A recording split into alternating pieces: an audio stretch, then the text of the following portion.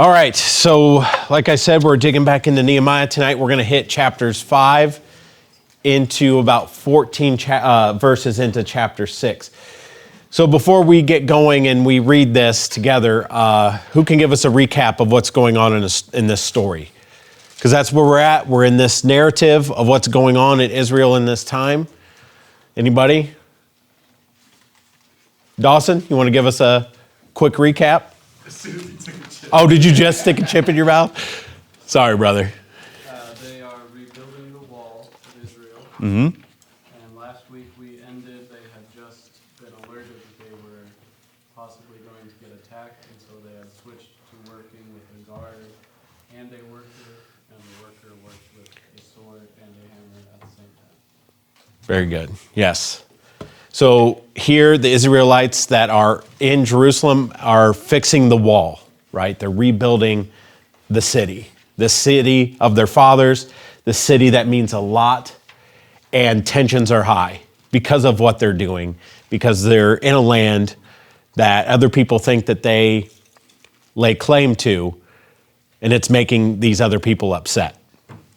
And so to be prepared and be ready for anything that could happen, they're working with swords and shields and bows and all kinds of stuff, and they're ready for anything. So what we're going to do is, actually in chapter 5, it switches gears a little bit. So I'm going to go ahead and read that, and we're going to talk about it, and then we're going to work our way through some of chapter 6. So turn your Bibles to Nehemiah chapter 5, and that is where we're going to be. We're going to go to about verse 13 here. Now there arose a great outcry of the people and of their wives against their Jewish brothers. For there were those who said, with our sons and our daughters we are so many, so let us get grain that we may eat and keep alive. There were also those who said, we are mortgaging our fields, our vineyards, our houses to get grain because of the famine. And there were those who had said, we had borrowed money for the king's taxes on our field and our vineyards, and now our flesh is as the flesh of our brothers, our children are as their children, yet we are forcing our sons and our daughters to be slaves, and some of our daughters have already been enslaved, but it is not in our power to help it, for other men have our fields and our vineyards. I was very angry when I heard their outcry in these words. I took counsel with myself and brought charges against the nobles and officials. I had said to them, you are exacting interest, each from his brother. And I held a great assembly against them. And I said to them, we, as far as we are able, have brought back our Jewish brothers who have been sold to the nations. But you even sell your brothers so that they may be sold to us. They were silent and could not find a word. So I said to them, the thing that you are doing is not good. You ought not to walk in the fear of our God, to prevent the taunts of the nations our enemies. Moreover, I and my brothers and my servants are lending them money and grain. Let us abandon this exacting of interest. Return them this very day their fields, their vineyards, their olive orchards, and their houses, and the percentage of money, grain, wine, oil that you have been exacting from them. And they said, we will restore these and require nothing from them. We will do as you say. And I called the priests and made them swear to it as they had promised. I also shook out the fold of my garment. And I said, so may God shake out every man from this house and from his labor who does not keep his promise, so he may be shaken out and emptied. And all the assembly said, amen, and praised the Lord, and the people did as they promised. So we're switching our focus. It's a little different story in the book here. So we're not focusing on the issues of outsiders and building the wall. This is a concern that's happening within the Jewish people, within the people that have come back. So here we see some economic strife due to no trade or farmers being able to farm, and people who have money oppressing others to get more. So there's people being sold into slavery. There's people who are starving because they don't have food, so they're having to sell their houses to these men that have the food, these nobles and whatnot that he is saying here. The people that he had brought into the assembly and said, listen, this isn't right. He calls them out because he sees that these people, his people, are already suffering because they've been taken from their city, taken from their families, been removed and exiled from the land that God promised them. And now they come back and they're being taken advantage of by their own people. So he's very upset by this, and rightly so. So look at verse 9. I'm going to read that here. So I said, the thing is that you are doing is not good. Ought you not walk in the fear of God to prevent the taunts of the nations, our enemies? So Nehemiah is admonishing the oppressors, stating that they need to revere and honor God and not take actions that could invite their enemies, who were already active and taunting them and waiting for them to fail. He's like, what are you doing? We already have the deck stacked against us. And then you're doing this. You're going to invite even more ridicule, and you're going to make us weaker by doing this. So he's calling them out, and he's also telling them, are you not paying attention to the grand scope? Like, you're taking advantage of your brothers, and these guys would know the rules and the laws that were placed in Leviticus that says you shouldn't do that. you can't be doing that. And so Nehemiah calls them out on it. And then they end up seeing reason. And then they give them back their houses, their fields, plus a portion of what they owed back to the people. So he's able to convince them. And then verse 13, which I kind of was like, well, why is he doing that? Like, you envision it like, why are you shaking out your robes? But if you look, this is a Jewish custom that he dramatizes that, like what he's saying right after. So may God shake every man from his house, from his labor, who does not keep this promise. So he's telling them, if you don't do this, God's going to deal with you appropriately. If you don't hold up your end of the bargain. So I admire his boldness, that he's able to go to these men who have money and are pretty powerful within the community and tell them, hey, what are you doing? Any thoughts on that passage right there? Anybody? Anything to say? Any thoughts? No? All right, so let's move on. Yeah, go ahead, Bruce. Because I think that the verse 9 that you mentioned, shouldn't we walk in the fear of our God to avoid the reproach of our Gentile enemies? How to share this without with being careful with it. We have a resident that it's interesting. I've been praying for God to give me an opportunity to speak with this person, because they don't want to have anything seemingly to do with God. They get tired of all these. They didn't want movies. We do a lot of movies there. They do a lot of movies there at Primrose, and they've been putting on some religious ones. And oh, why do they keep putting all these religious movies? Oh, well, it's interesting because that same person came today. Whoever was supposed to put the movies on this last weekend, they didn't know where they were. They didn't get them on. One of them was a religious movie about, in the past, well-known religious leader that went the wrong direction, was brought back to God, but, and this whole thing is about, includes all the debacle, that played out in front of the world. And this person made a point to want to see that. And I just suspect, and I could be wrong, but I just suspect because of the way they've spoken before, that's why they want to see that, so that they can say, yeah, look, see what Christians do?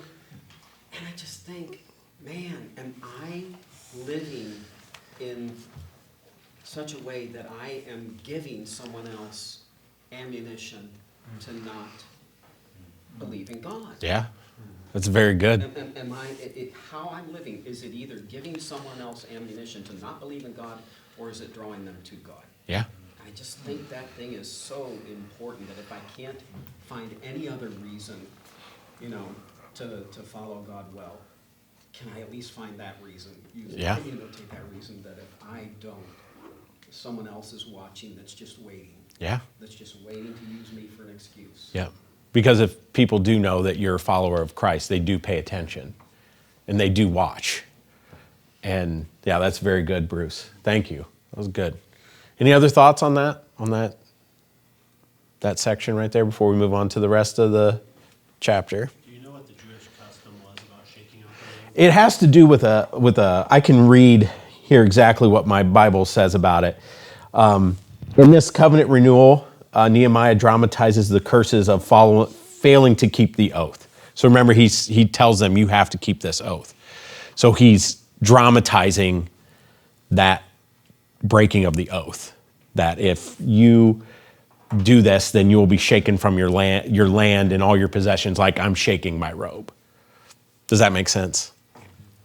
It's So the same thing when Jesus is talking to his apostles and says if they won't receive you, shake the dust from your sandals and move on. It was the idea of nobody wants dirt and dust in their garments. And so it's like, okay, this is something I don't want. You shake it out to get rid of it. And so the idea is, I'm saying, Lord, if I don't live in a way that glorifies you, shake that out of me. Like, Yeah. shake the dust off your sandals, shake the dirt out of your robes and move on. yep. Because these men are agreeing to that. So, all right, good question.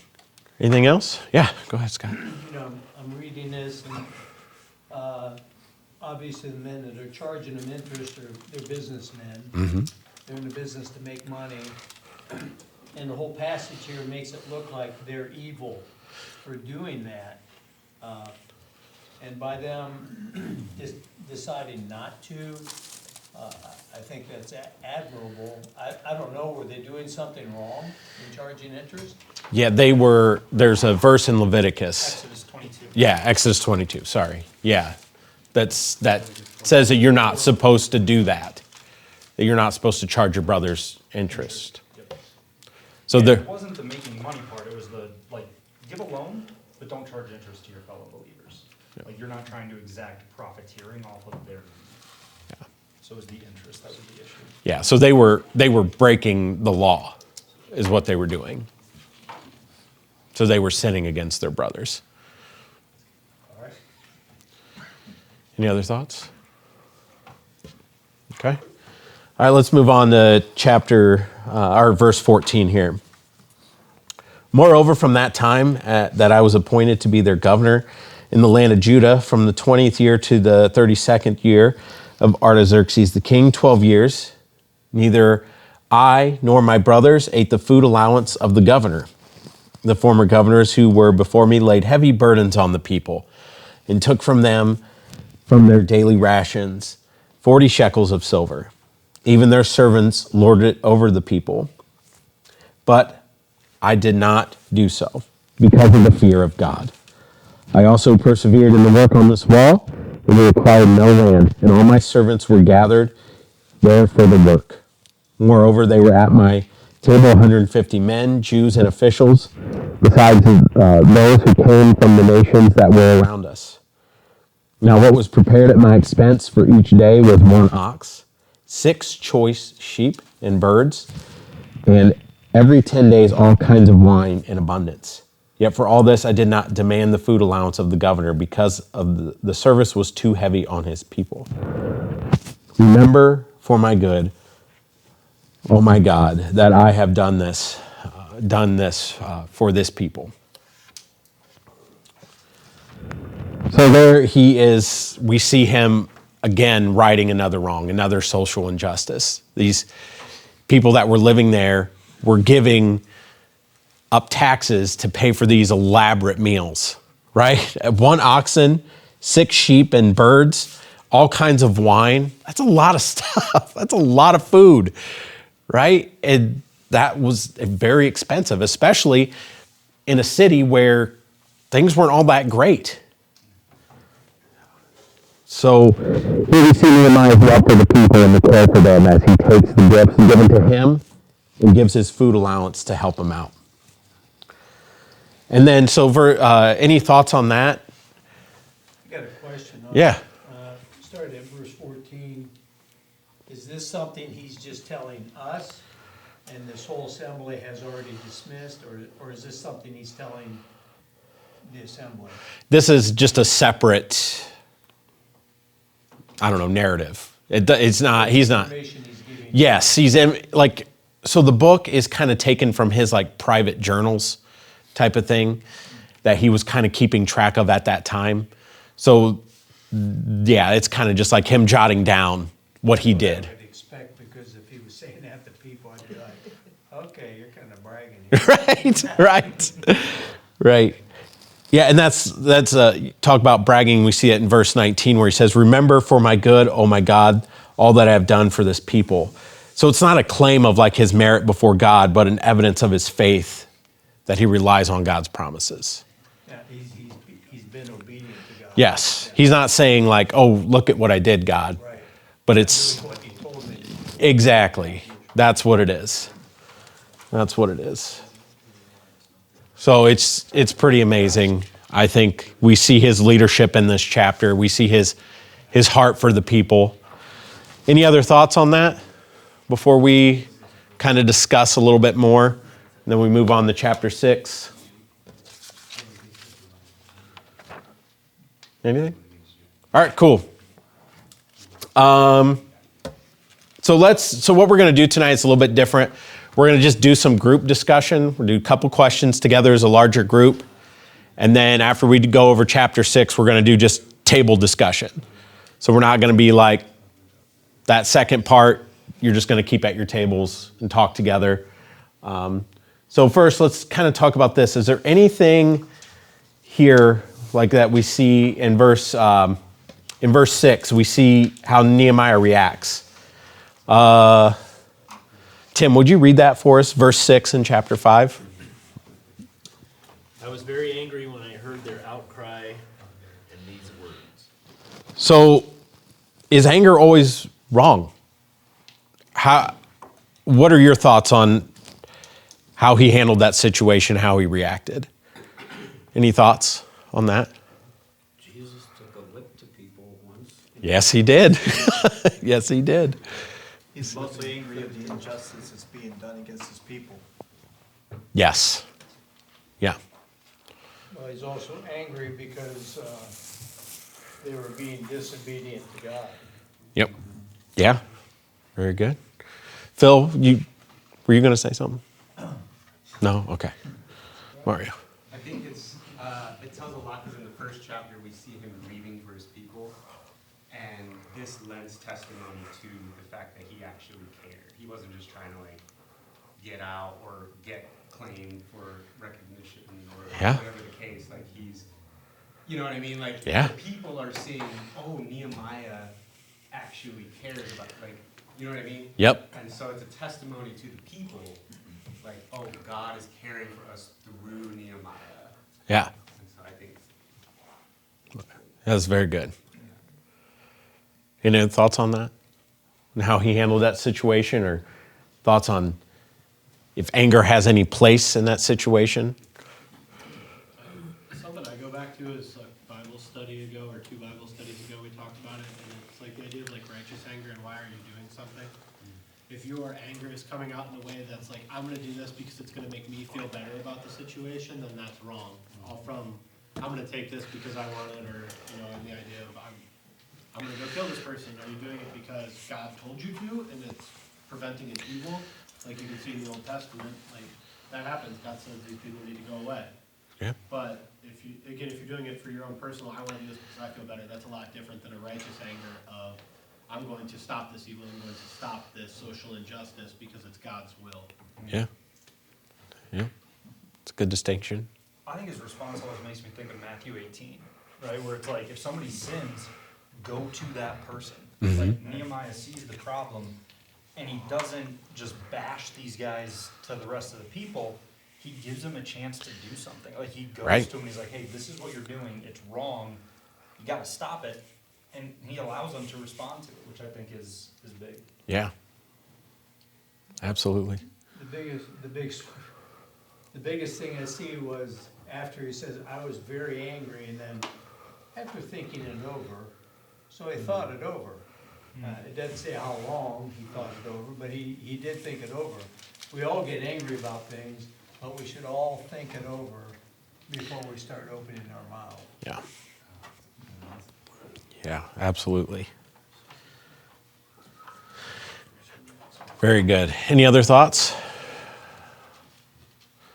All right, so we just read verses 14 through 19, and I like this little passage here because I think you really see some good stuff. So what character qualities do we see in Nehemiah in this passage?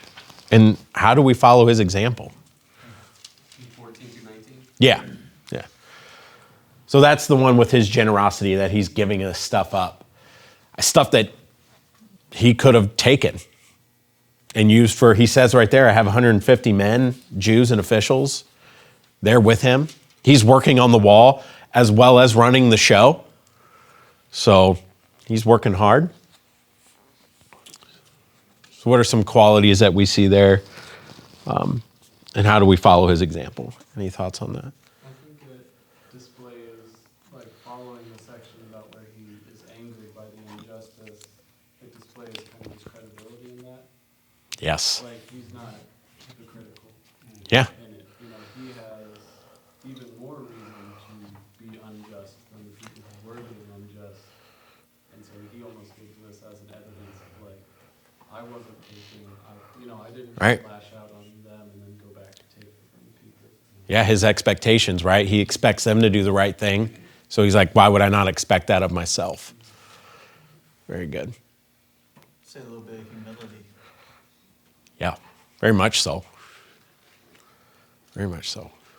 It seems like his whole chapter too is talking about specific situations, where, Jesus' heart is for people who are downtrodden, people who are oppressed, people who are in these kind of situations. And it's not saying, Jesus isn't saying I'm wrong when I go to work and I get a paycheck, okay?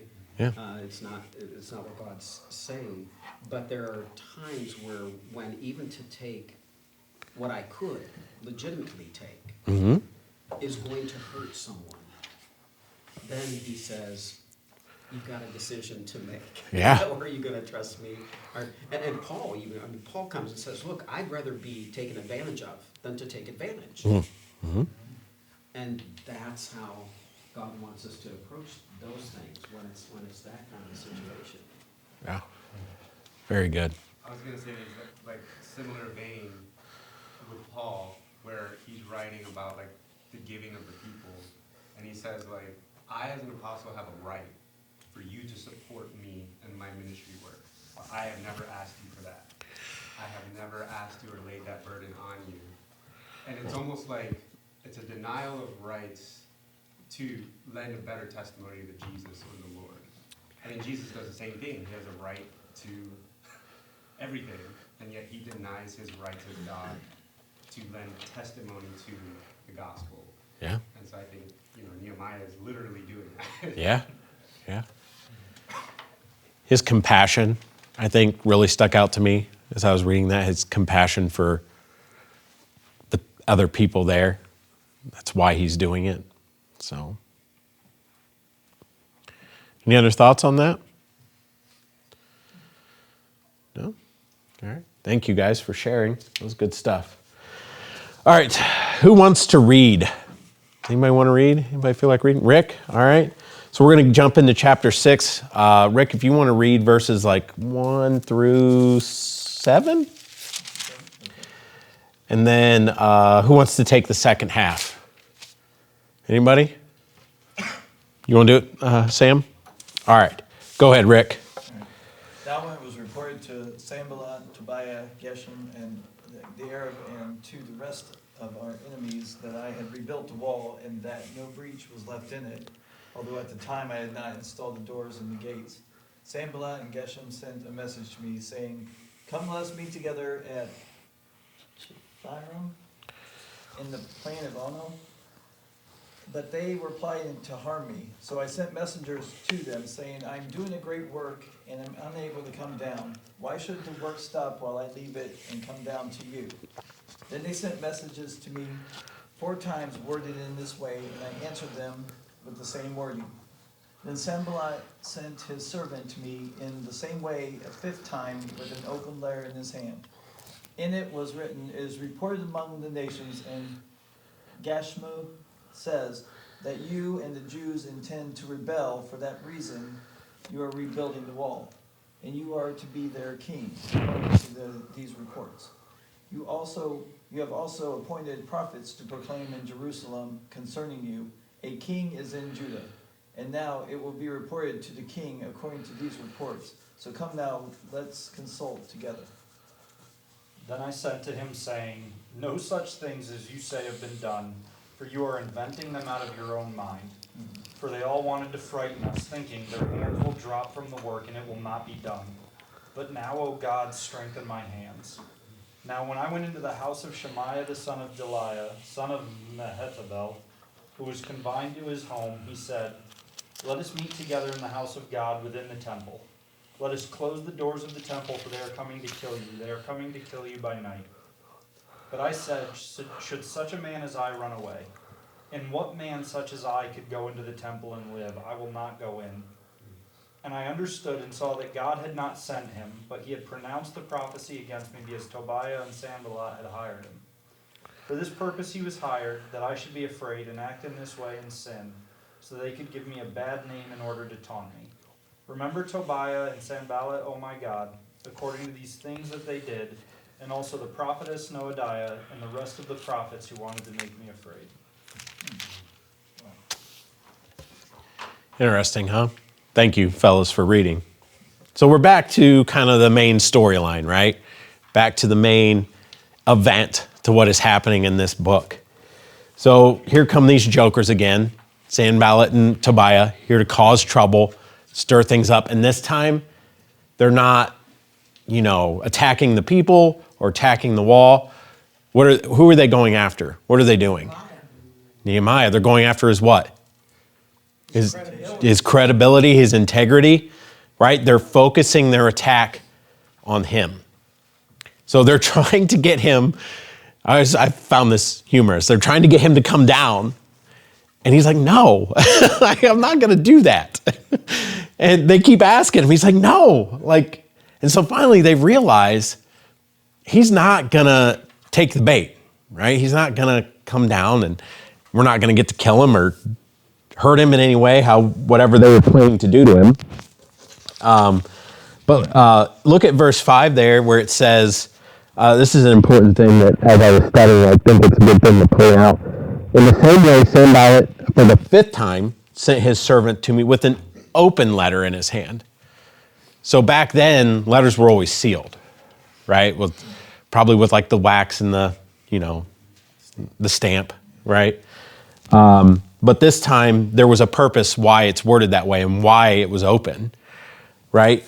It is, Sanballat wants this letter to be public in order to sway public opinion away from the work being done in the wall and focus on tearing down Nehemiah's credibility. So he wants it known that this rumor that he's starting, hey, he's rebelling against the king who sent him, and he's going to put himself king as in Jerusalem, right? That's what he's going to do. But what does he say? He said, no, that's not what's happening. You're making this up. Sounds like a political smear campaign. Yeah, kind of, right? He's like, no, and then what does he do? If it was me in that situation, I would be so frustrated. Leave me alone. Hey, come here, come down here.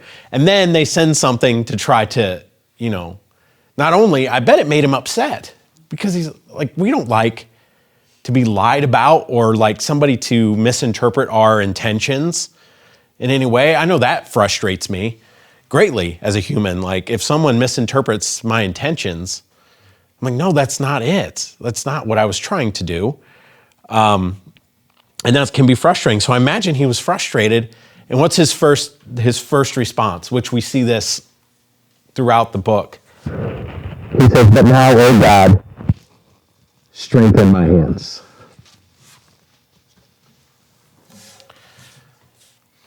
What a man of faith he is. And what an example that is, that here he's got all this going on. He's dealing, I imagine this wasn't long after he was dealing with his own people and that thing that was going on with the oppression and all that. And then this happens. He's tired, right? He has to be. And then just that, oh God, strengthen my hands. I love that. And then we go on, and he goes to this guy, Shemaiah, right? Goes to his house, and then he's trying to trick him into doing something, right? He said, well, go to the temple. Well, why shouldn't he go to the temple? Because he's not a priest. He's not a priest. And so they're trying to discredit him, right? They're trying to get him to do something that's going to make him look bad, to discredit him. And he realizes it. I would imagine. He says, I understood and saw that God had not sent him. That sounds like the Holy Spirit. Like God telling him, no, that's not right. And then for this purpose he was hired, that I should be afraid and act in this way and sin, so they could give me a bad name in order to taunt me. So they're going after his integrity.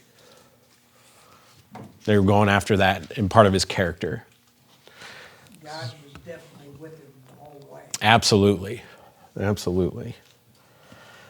So, and then we see in verse 14 here, similar to Nehemiah going before God and asking him to deal with these men accordingly. He's just saying, God, you got to deal with this. Remember them.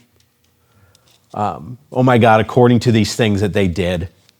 And also, there was a prophetess that was saying things, and the rest of the prophets who wanted to make me afraid. So there was other people who were coming after him and were in his ear and telling him, maybe you should. Maybe you should run. But he stands his ground, right? I like that where he says, but I said, should such a man as I run away?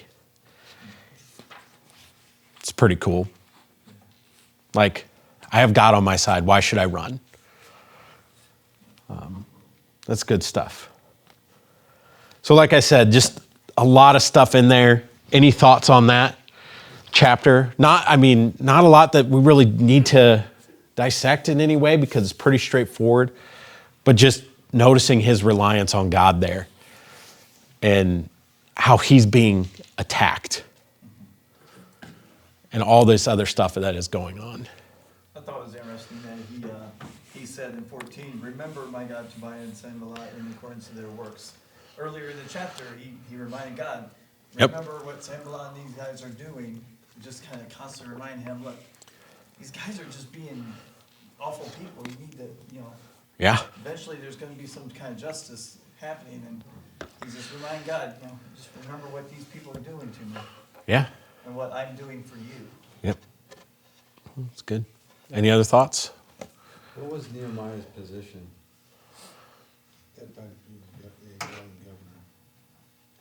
So he was the governor. Mm-hmm. Who was he appointed by? The king, right? The king. Yeah. The king who, in Israel or? I'm not sure. Was it Artaxerxes, right? Xerxes, yeah. Because he would have had power over that province, right? So the king of the entire empire has appointed him governor. Yeah. So who are these guys to come and talk to him? Right. And I think that the one thing that's really cool to me in this story is how, God was clearly with him, and he was seeking God for spiritual direction, emotional support, all these things. But God put him in a position where he could have confidence that these guys couldn't do anything. That's a good point. And I think that, that's why he kind of like laughing at him, like, what are these guys doing? And they bring a letter that's open. Who's looked at this letter? Where's this letter been? Why is this letter open? You're bringing me an official letter. Yeah. It's supposed to be a communication between me and the king or whoever, and it's open. Like, who else has been reading this garbage? You know? And you kind of get that sense of just like frustration over frustration. And I think sometimes we forget that God has appointed us to a position of authority in our realm, whatever that is. And so many times we let people come in and kind of undermine what we know we're supposed to be doing by instilling fear in us. Yeah. I think to me, that's probably the coolest part of the story, at this part of the story, is just, I mean, I literally laugh at him just being on a wall. I like to think of him, literally up on a wall. Right. He was, but, literally up on a wall, and they come in, they're like, come on, you gotta go, meet with us. We've got important stuff to talk to you about. What are you talking about? I'm doing my important stuff. Right. Don't go away. Stop bothering me. Yeah. I Yeah. think to that part of it, it just speaks to how God empowered him in so many different levels to be able to do what he needed to do. Right. And the other point for me that always stood out, like, he didn't need to go to the temple to seek refuge from a priest. He had, first of all, he's got the authority given from the king to be the governor. He's the governor. Yep. You can't mess with him. And second of all, I mean, he's basically like, he just sees right through what they're trying to do. Yep. He's like, they're trying to get me to do something cowardly so they can undermine me, because they know they can't touch me, because God sent me, and God is using the king to empower me in a way that's driving him crazy. Yeah. So it's just interesting how you know that he's being tried, and he's, battling fear, and, we have those doubts and we second guess ourselves, but yet he knew that he was on task for God and what God was having him do. And that was really what allowed him to overcome that fear, I think. Yeah. That's a good point. Well, one thing I think about is this is almost like a lesser version of the story of Jesus, in the sense that, all these Pharisees and Sadducees were coming after Jesus, trying to get him to break, and he never did. Trying to trick him. Yeah. And in the same sense, is kind of what we're seeing in Nehemiah. I mean, these people are sent to try to discourage Nehemiah and get him to break. Yeah. And yet he's like, no, I stand by my God. And Yeah. so, I just thought the correlation was. That's a good point, Rick. That's a good point. I was literally about to say that. The type of Jesus. Yeah, exactly. That's a good point. Yeah. All right. It always makes me think of 2 Timothy 2, where Paul calls Timothy a soldier of Christ. Mm. And then he says, verse 4, no soldier gets entangled in civilian pursuits because his aim is to please the one who enlisted him. Like, I love that verse. And I love this Yeah. chapter in Nehemiah. Brings it all into perspective. That's good. That's good. All right, so let's break out into our tables. There on your sheet, you have questions. So you guys, you're not going to announce these out to everybody. So just at your tables, go over these discussion questions. What time is it?